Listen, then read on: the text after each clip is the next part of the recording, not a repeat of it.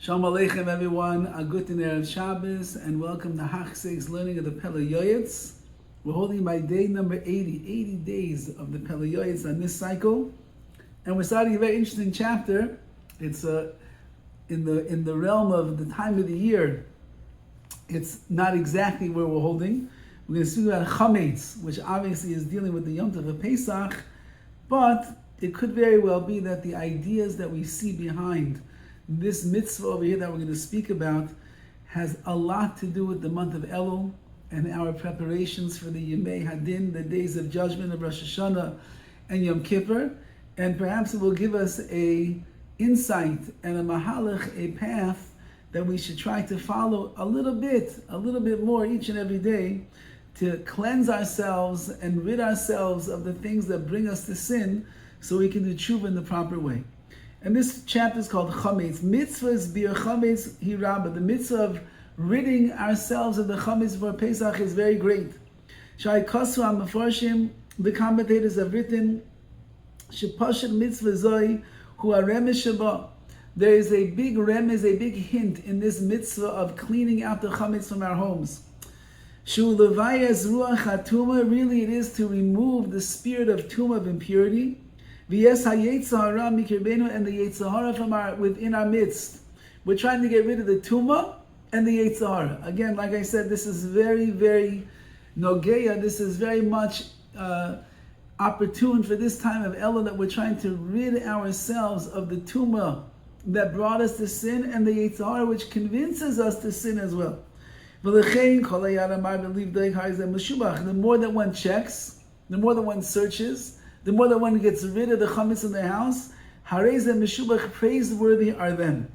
V'ikar mitzvah zuhi mutelas al anashim lechaved abatim yafe yafe. The main mitzvah of getting rid of the chametz is incumbent upon the women, that they should clean out their houses very well. Ulechat derachar chametz, and seek out and search for the chametz. B'chorim mesidakim, and all the nooks and crannies and the crevices that they have in the house. In a place where they are concerned that there was chametz, and even in places where they're not concerned that there was chametz. And they should kasher all of their vessels, even the ones that they only used chametz in there when it was cold. Meaning, certainly if it was a vessel that they used for chametz, they were cooking in it. So yes, you have to kasha, you have to immerse it in boiling water or the like. And even in your cereal bowl, which you only use cold milk and cereal in there, even that, says the Pele Yoetz, go beyond the letter of the law, and you should kasha those, you need to kasha those as well. Meaning, actually I'm not even sure it's beyond the letter of the law. When you're dealing with stuff that has been around chametz all year long, if you want to use that on Pesach, you need to kasha. And that's what he's saying over. You have to kasha everything basically that you want to use from the year, which is around chametz, into the Yom Tov of Pesach. Also, you have to clean out all of the wheat kernels that you have. In those days, there are a lot of wheat kernels around apparently, and you have to make sure that they're not wet, they're not moist, because if they are, so then they're going to be chametz, and then you're going to own chametz on Pesach. So wheat kernels that have no water, no condensation or anything, they're not chametz, and you could put them away and you'll sell them for Pesach. But if they have water, then you're stuck. You have chametz over there.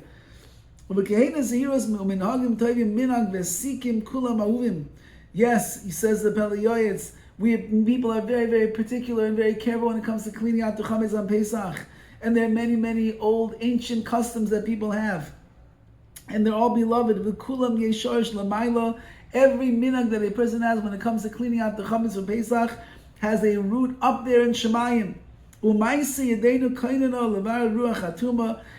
the actions of our hands are coming to prepare for ourselves to remove the ruach hatuma, the spirit of impurity that is here in the world.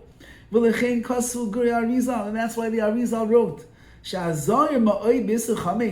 someone who is very, very careful with the prohibition of owning chametz on Pesach, and he's very strict upon himself, even with more chumras, more stringencies than usual. He promised, says the Arizal, this person will not sin the entire year. Kimeachar shebiras ruach hatuma mikoil v'koil, since that this person removed all the spirits of impurities as much as he possibly could, v'lo nosa mokem shetishlo by a sitra achra, and he didn't give the sitra achra like the Yetzer Hara, the evil inclination, the spirit of impurity in this world, didn't even give him one little ounce to get a stronghold over here. Therefore, he didn't give the Yetzer Hara any room to rule over the person, to be able to get them to sin. So now that you removed him, and you removed the tumah and all those things, you are not going to sin. And perhaps that's what we have to keep in mind as we're coming to you. We're in the month of Elul now, and we're coming closer and closer to the Yom Adin, to Rosh Hashanah. We are absolving ourselves from the sins. We're doing cheshbon and nefesh. We're examining our deeds and our ways. And we all know that one of the major reasons why it is that we sin is because we allowed the Yetzer Hara to get the best of us. We allowed ourselves to be exposed to impurities in this world, and we almost embrace them to a certain extent. And those were the mistakes that we made. So let's cleanse ourselves. Let's get rid of that spiritual chametz even now during the month of Elul. And even a man has to be very alacritous. And he should also be very careful with all of the chumros, all of the seriousness of Pesach. And when he goes to make matzah, he should be like a lion who is standing at his guard post. Never leave the matzah sitting even for 1 second without moving around. And whatever vessels you're using to make the matzah, there should not be even one little drop of dough that is stuck to them. Everything has to be clean. Don't bring the matzahs close to the big matzah baking oven. And let them stay there, even for 1 second, until they're ready to be put in the oven. Which means because the heat of the oven, it makes a roshim, it makes a bit of an impact on the chametz aspect of the dough, and it will start cooking, making it warmer a little bit more. Can become a chametz before you even put it in the oven. Don't worry about the cost and the money that you're going to spend. You'll throw away loads of dough and batter if you need to, says the Pele Yoetz. Money is no object in the eyes of a person who loves the Rebbeinu Shalom. And this is a major principle by all mitzvahs. That the mitzvah itself, it costs money, yeah, but I love HaKadosh Baruch Hu, so if this is what I need to do, that's what I have to do. If tefillin costs $1,500, $2,000 there, I'll spend the money. Kosher meat costs more, I'll spend the money. Tuition and education for my children cost extraordinarily more amounts of money than it does to go to a public school or another kind. I'll spend the money.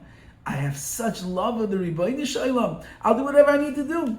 Kol shegen all the words of a gavachem melishma eschuk as a bezak yochasan to guard the mitzvahs of Pesach properly. V'akesef yanes hakoil, money silences, so to speak. It forces people to do things that they'll go against their will. Don't worry about the money, says the Pele Yoetz. Do not worry about it. You do what's right in the eyes of Hashem. So too the night of the 14th of Nisan, when you do what's called B'dikas Chametz, you check the house of B'dikas Chametz. Don't go like you are the king of the house. Even though that you know that everybody checked and they cleaned, there's no chametz at all in your house. You should look at your house as if it was not checked at all. And therefore do a very good checking in the crevices and the cracks and the like. And we know that there's a minhag, an age-old custom to take 10 pieces of bread and put them around the house. And when you are collecting those 10 pieces of bread, you should have in mind the crowns of spiritual defilement. You're getting rid of the chametz that sits on the crowns of people's head. And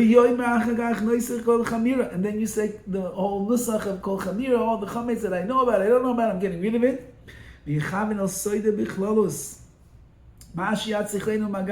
Have in mind whatever mystical ideas you could possibly have as much as you can.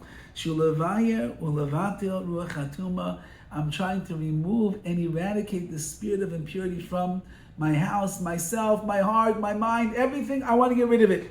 It says the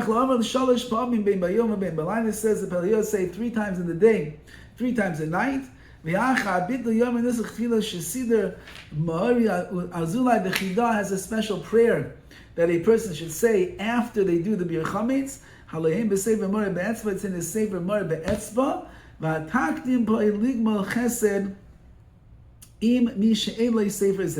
And so I wrote it over here, says the Pele Yoetz, for anyone that doesn't have the Sefer Mor Be'etzba. So what is there? Balayla Yoymar. At nighttime, after you do the Bedikas Chametz, you say, maybe Hashem's will. I should be zeicher, we should be zeicher to examine the blemishes in the house of our soul. That is disgusting, so to speak, through the Eitzah, through the advice of the Yetzirah. It says, let us be zeicher to do complete tshuva. There you go. Elul. Yeah, what does it mean? Tshuva. So let's examine the insides of our souls and see where we make mistakes and do tshuva. V'yata b'rachamecha, and you, HaKadosh Baruch Hu, in your mercy, Tesayenu, help us. V'ta'azreinu, help us more. Al dvar kvod shemecha, so we should give honor and glory to your name. V'tatzilenu mikol nidnud iser, you should save us from any little ounce of prohibition. U'b'fram b'yisur chametz, afilu mikol shu, even one little drop of chametz. V'shana zu, this year, b'chol shana v'shana, every single year, amen, ken yiratzai, may be Hashem's will. So, HaKadosh Baruch Hu, here we're learning the Pele Yoetz in the month of Elul. We're asking you, help us, be messiahs, give us the strength, that we should be zeicher to remove any chametz, any spiritual impurities, any of the things that brought us to sin this year. Help us to remove them this year and every year, so we can serve you properly, and we can be zeicher to tshuva shleima, and be zeicher to the emes of reward for each and every one of us, which is the Shana Tova Mesuka, a good, gebenched, sweet year with good things for all of Klal Yisrael. All the best.